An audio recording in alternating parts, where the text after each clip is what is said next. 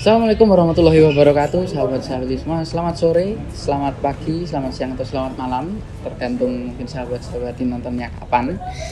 Pertama-tama saya ucapkan selamat datang di podcast Auf Klarung Talk, yaitu podcast yang diinisiasi oleh pengurus Rayon Auf Klarung Fakultas Sains dan Teknologi UIN Sunan Kalijaga Yogyakarta. Baik, pada kesempatan sore hari ini kita akan membahas sesuatu yang mungkin bagi teman-teman mahasiswa ini menjadi sebuah pertanyaan yang mungkin berputar-putar di kepala teman-teman semua, yaitu adalah bagaimana menjadi seorang mahasiswa ideal. Dan pada kesempatan sore hari ini kita kedatangan narasumber yang sangat spesial, yaitu Mas Dwi Kristanto. Selamat sore Mas. Selamat sore Mas Pram. Bagaimana kabarnya? Alhamdulillah sehat, aman-aman. Ya, mungkin teman-teman semua juga sudah mengenal Mas Kristan ini adalah salah satu pemenang atau medalis ya kemarin ya Mas di acara Olimpiade Sains, Agama dan Riset yang diadakan di Provinsi Banda Aceh begitu ya Mas. Betul. Dan alhamdulillah Mas Kristan dan tim mendapatkan medali emas ya. Medali emas dengan penemuan-penemuannya yang sangat menakjubkan tentunya. Mungkin sebelum masuk ke pembahasan nih Mas, mungkin Mas Kristan mau memperkenalkan diri lebih dahulu kepada sahabat semua. Oke, selamat pagi, selamat siang, selamat sore buat sahabat-sahabat semua. Terima kasih kepada Mas Pram dan teman-teman pengurus Rayon Auf Klarung Fakultas Sains dan Teknologi atas kesempatannya. Sebenarnya banyak sekali kader Auf Klarung itu yang berprestasi. Tapi kebetulan yang diamanahi untuk yang pertama mungkin saya ya, bukan karena saya yang lebih pintar atau gimana, tidak. Saya yakin banyak yang lebih pintar, cuman untuk kesempatannya mungkin saya yang bisa gitu ya. Besok nantikan episode selanjutnya. Saya sangat tertarik dengan program ini karena pertama sudah lama kita tidak bermain media, maksudnya banyak sekali potensi kader itu yang justru tidak terlihat karena tidak dipublikasikan. Pertama gitu, saya apresiasi sekali. Yang kedua, perkenalkan nama saya Dwi Kristanto. Saya untuk di sini sebagai demisioner pengurus Rayon ya, karena saya angkatan 2018. Saya dari prodi Teknik Industri 2018 juga. Untuk domisili saya kebetulan di Sleman Yogyakarta, tepatnya di Melati teman-teman. Gitu aja sih Mas untuk perkenalan. Oke, mungkin untuk perkenalan singkatnya cukup sampai di sini. Tapi nanti mungkin teman-teman bisa kembali mengeksplor atau mungkin bisa lebih bertanya-tanya kepada Mas Kristan. Mungkin nanti bisa via WA atau via Instagramnya. Nanti mungkin silahkan bisa di DM, bisa di chat nanti untuk berdiskusi lebih lanjut. Oke, Mas Kristan. Pertanyaan pertama ini mungkin bagaimana sih cerita atau pengalaman saat mengikuti perlombaan? Mungkin kemarin sudah mengikuti OASE atau sebelumnya di acara yang di UIN IPP BMM. Nah itu mungkin bisa diceritakan kepada sahabat-sahabat semua bagaimana pengalaman dan kisah-kisahnya. Oh ya. Karena tema besar kita adalah mahasiswa ideal ya, memaknai ideal itu kan setiap orang punya subjektivitas gitu ya. Mas Pram juga punya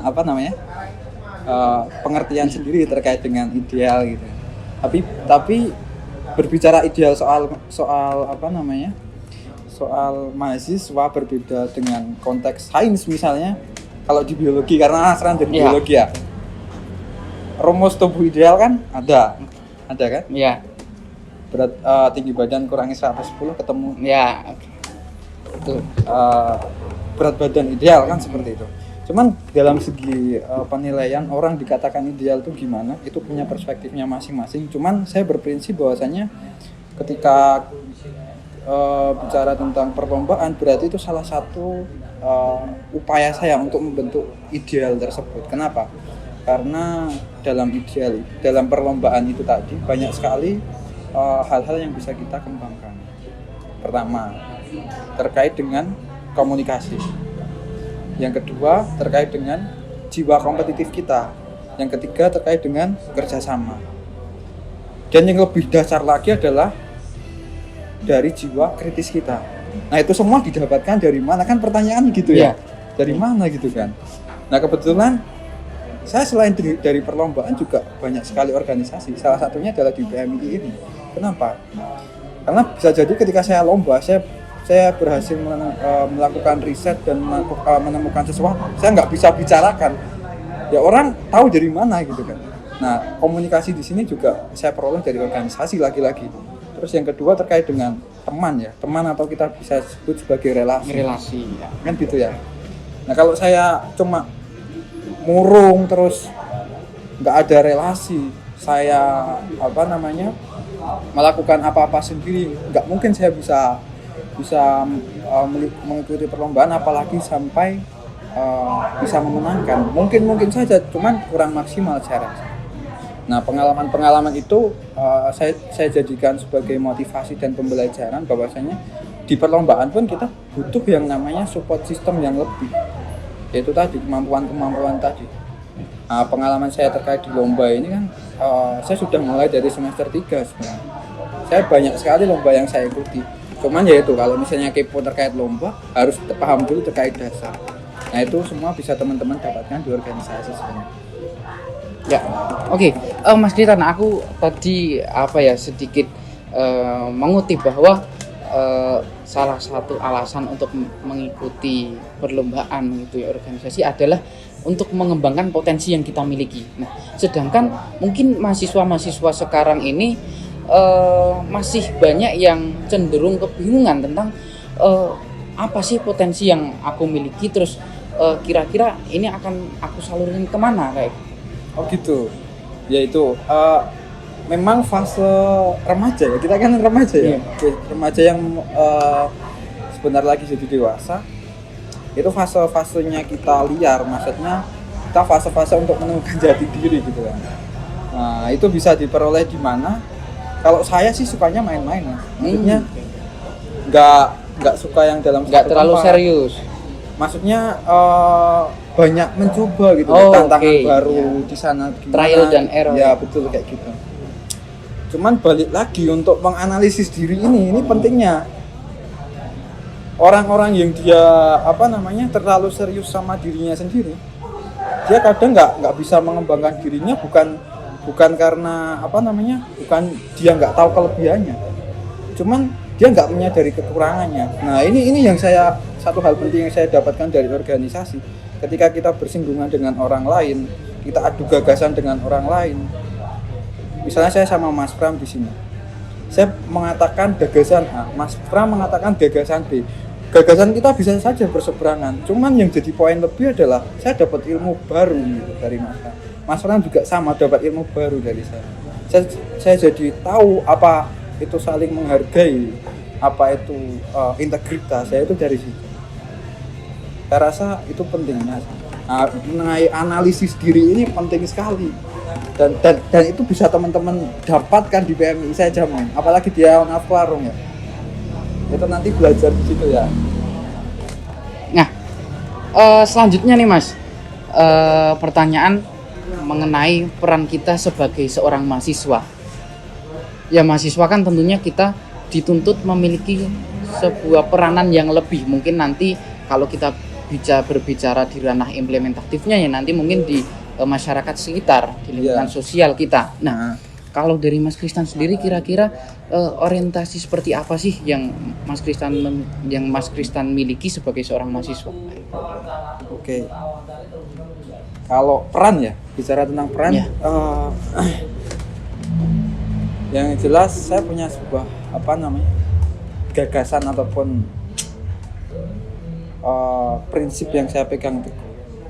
Yang jelas kita harus bergerak, gitu pun nggak peduli teman-teman geraknya cepat atau lambat, yang jelas kita harus bergerak. Yang dimaksud bergerak ke arah mana, yaitu teman-teman yang tentukan gitu. Yang jelas kita bergerak, nggak yang stuck dalam satu tempat di situ toh. Nggak apa-apa teman-teman yang lain geraknya ke barat misal, kita geraknya agak mencong lah. Mencong di sini jangan dimaknai negatif, karena barangkali yang dia itu beloknya beda, dia menemukan hal-hal yang nggak ditemukan di orang-orang yang lurus misalnya kan gitu. Nah, pertama itu kita harus gerak. Nah, terkait dengan peran di masyarakat itu banyak sekali, apalagi kita seorang saintis. Kalau Mas Ram saintis, kalau di istilah teknik engineer namanya, kan banyak sekali, apalagi kita di organisasi pergerakan, implementasinya banyak sekali. Kita dibanding anak sosial, kita punya penelitian, kita punya penemuan, kita punya media, yang ini ranahnya anak-anak sains dan teknik, itu banyak sekali. Nah, yang penting adalah kita nggak egois. Ini yang saya dapatkan di organisasi ini, kita niatkan semuanya itu untuk membantu, untuk ibadah. Kalau dari awalnya saja sudah salah, saya pengen lomba, saya pengen menang, itu kan untuk diri ya. Iya. Kita niatkan untuk membantu masyarakat. Kita niatkan untuk gimana caranya organisasi saya bisa bangga, maksudnya bisa naik, bisa dipandang lebih positif. Nah itu jauh lebih bagus. Niatnya itu harus dijamaahkan kalau menurut saya. Ya mungkin ini ya Mas, juga kita sama-sama menyadari bahwa memang mahasiswa sekarang ini banyak yang cenderung dalam melakukan aktivitas, melakukan segala sesuatunya cenderung berorientasi kepada dirinya sendiri.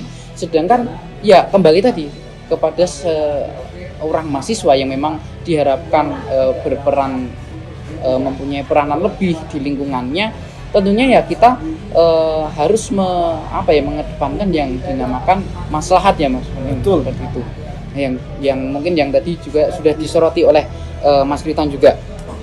Oke, selanjutnya Mas, masih dalam lingkup mahasiswa. Nah, kalau menurut Mas Kristan sendiri, mahasiswa yang ideal itu seperti apa?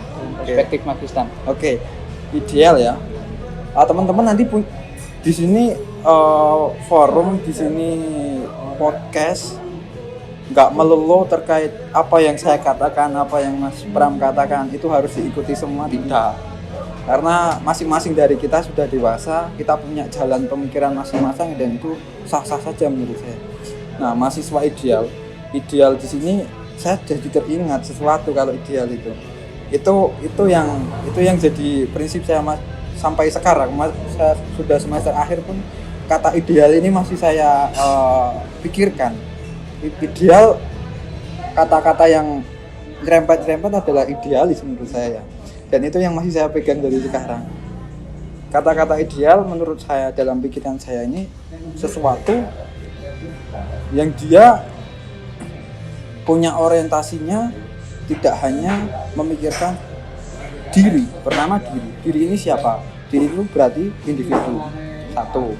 Diri itu siapa? Kelompok. Karena kita tergabung dalam suatu kelompok. Nah, itu yang harus jadi catatan. Tidak hanya memikirkan diri. Yang apa berarti kalau tidak memikirkan diri? Ya berarti di sini ada faktor X yang perlu kita pikirkan. Karena apa? Karena teman-teman mahasiswa kita punya peranan penting, kita punya peranan yang jauh lebih lebih berguna dibanding ketika kita nyaman dalam zona kita sendiri. Nah, kira-kira gimana kalau dalam tafsir saya? Kalau tafsir saya, mahasiswa ideal dia secara tanggung jawab akademik selesai. Apa itu tanggung jawab akademik? Kuliah. Tentunya kuliah. Ya. Dalam kuliah dibedah lagi. Kuliah ada apa di situ? Berarti kan ada mata kuliah. Yang kedua ada unsur manusia, berarti kan. Manusia di sini ada dosen, ada mahasiswa, ada petugas lab misalnya. Apa yang harus kita idealkan dari situ? Ya akhlak kita. Akhlak sebagai mahasiswa harus menghormati. Menghormati bukan berarti kita tunduk. Itu yang harus saya garis bawahi. Ketika kita melihat sesuatu kesalahan kok kita tunduk, berarti itu bukan akhlak mulia kalau bagi saya. Kita harus menegur dan dalam tanda kutip kita harus melawan tidak apa atas ketidakbenaran itu. Itu pertama. Yang kedua non akademik ya. Non akademik di sini banyak. Pertama organisasi. Banyak sekali organisasi yang teman-teman bisa ikuti di kampus. Tapi harus selektif.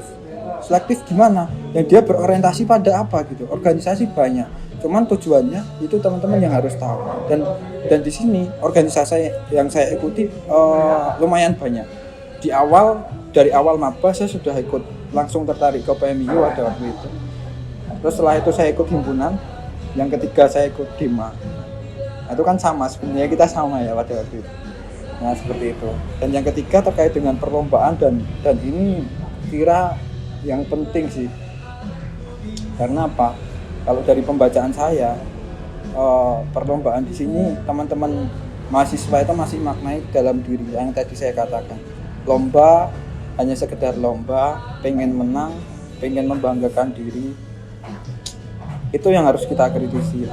Karena apa? Karena niat tadi itu berpengaruh banget. Ketika kita niat untuk membantu masyarakat, penemuan kita berguna, itu jauh-jauh lebih mulia. Dan itu anak-anak gerakan, anak-anak organisasi yang bisa ke arah situ. Karena kalau nggak ke arah situ, teman-teman nggak mikirin orang-orang lain. Ini saya boleh nanya balik gak ya? Boleh. Monggo, Mas. Karena terlalu serius dari tadi. Kita sebenarnya ini konsepnya santai. Nah, jadi gini ya, Mas Pram, kata-kata ideal tadi itu berdasar apa? Maksud saya tuh jarang sekali orang ngangkat ideal, mahasiswa ideal di sini. Saya pengen diceritakan, pengurus Ryan nggak bisa menemukan gagasan tersebut. Apakah itu dari teman-teman? Oh memang sekarang kok kayak gini, kok tahu, atau itu memang grand design yang pengen berusaha diciptakan di Ryan kita atau gimana? Ya, memang mengenai mahasiswa ideal ini kita memang berangkat dari sebuah pembacaan kita ya Mas. Tentunya secara menyeluruh di mahasiswa Fakultas Sains dan Teknologi khususnya, yang memang kita sadari ya tadi banyak tumbuh egosentris, banyak tumbuh mahasiswa yang cenderung apatis dan tidak peduli kepada lingkungan di sekitarnya. Artinya kita di sini mulai tergugah. Oh ternyata kita mempunyai suatu PR yang sangat besar, yaitu bagaimana kita membalikan mahasiswa ini kembali kepada basis dasarnya, kepada fitrahnya, yaitu sebagai agen-agen perubahan sosial itu tadi, yang nanti diharapkan mempunyai banyak peran di lingkungannya. Seperti itu Mas, mungkin untuk kenapa kita lebih atau kita punya concern lebih dalam tentang isu ya mahasiswa ideal. Itu memang jadi apa ya? Jadi isu tahunan, bahkan isu harian bagi saya itu. Memang mahasiswa kan seperti itu. Ya inginnya dia untung sendiri kan dalam tanda kutip kan gitu. Itu sifat manusiawi. Orang selalu punya ego, selalu punya kemauannya sendiri. Cuman ya balik lagi, siapa yang mau mikirin egonya orang banyak ketika orang tersebut memikirkan egonya sendiri kan gitu. Ya saya rasa bagus banget ini untuk temanya. Keren. Oke, Mas Kristan, karena ini mungkin sudah panjang ya durasinya kalau kita berbicara. Nah, tadi sudah dikatakan bagaimana Mas Kristan ini pengalamannya, terus bagaimana kesibukan yang dijalani sehari-hari. Nah, kira-kira strategi apa Mas Kristan yang dilakukan oleh jenengan untuk mendapatkan goals sebagai mahasiswa ideal dalam perspektif Mas Kristan itu sendiri? Oke, terima kasih. Ini cara saya ini mungkin bisa teman-teman sahabat-sahabat terapkan, ataupun kalau teman-teman punya strategi yang lebih bagus ya nanti sharing lah kayak gitu. Kita kombinasikan. Ya, kita masih belajar juga di sini ya. Karena saya menekuni banyak banyak aktivitas di kampus, baik di organisasi, bagi intra maupun ekstra, terus penelitian, perlombaan, dan juga aktivitas perkuliahan. Yang jelas strategi yang saya lakukan adalah, pertama, kita harus tahu dulu, kita harus list apa saja hal-hal yang pengen kita lakukan. Satu, kuliah, itu kan saya kasih contoh kuliah misalnya. Yang kedua, selain kuliah kita punya tanggung jawab apa ini? Kita kok beginian organisasi. Dua, organisasi. Yang ketiga misalnya tentang penelitian atau perlombaan misalnya. Yang keempat ada aktivitas di luar itu, misalnya ya main-main lah sama teman-teman atau dan sebagainya. Nah teman-teman harus punya standar prioritas dulu. Silahkan dibobotkan ya standar prioritas. Itu bisa digarisbawahi itu standar prioritas. Itu di list ya, satu apa, dua apa. Bobot satunya berapa, bobot duanya berapa, bobot tiganya berapa. Nah ini akan membantu teman-teman. Ketika teman-teman berada di situasi, oh saya harus milih yang mana ya? Bingung nggak sih? Nah, kalau kita sudah punya bobotnya di situ, kita akan jauh lebih mudah. Apakah bersandar pada bobot saja mas? Oh tidak. Kalau saya berprinsip kayak gini, misalnya di organisasi ya. Misalnya di organisasi kita bentrok dengan kuliah atau misalnya kita bentrok dengan penelitian dan sebagainya. Kalau saya punya solusi gini, teman-teman, kehadiran teman-teman itu yang paling dibutuhkan di mana? Yang punya efek besar di mana? Itu yang harus didahulukan. Itu ya. Balik lagi kan ke prioritas. Cuman bedanya ini analisisnya lebih jauh lagi terkait dengan efek ataupun dampak yang dihasilkan. Nah, gimana mas cara mengatur waktunya biar kesemuanya juga dapat ke ini. Kalau kita sudah punya pilihan, itu harus tanggung jawab. Artinya kalau kita sudah meninggalkan salah satu walaupun itu tanggung jawab kita, ya tetap kita punya tanggung jawab lebih. Nah, solusinya ya nanti di belakang bisa teman-teman diskusikan sama teman-teman di situ yang salah satu tanggung jawab di situ. Kalau saya rasa sih itu yang harus di garis bawah ya strateginya. Silakan bikin list, silakan terapkan standar prioritas, kemudian selanjutnya silakan analisis lingkungan, analisis sosial ya kalau dalam istilah Ryan kita, analisis sosial di mana kehadiran kita yang paling dibutuhkan itu di bagian mana. Nah, itu yang bisa didahulukan. Oke, saya rasa itu. Ya. Terima kasih Mas Kristan. Tentunya tadi teman-teman atau sahabat-sahabati di sini sudah mendapatkan banyak sekali input tadi mengenai bagaimana pengalaman Mas Kristan, terus tadi berbicara tentang mahasiswa ideal dan juga sampai bagaimana sih strategi untuk untuk kita menuju mahasiswa yang ideal itu tadi. Siap. Nah, mungkin untuk diskusi pada sore hari ini mungkin cukup sampai di sini Mas Kristan. Siap. Terima kasih banyak. Tapi sebelum itu mungkin ada closing statement terlebih dahulu, mungkin pesan-pesan untuk sahabat-sahabati semua.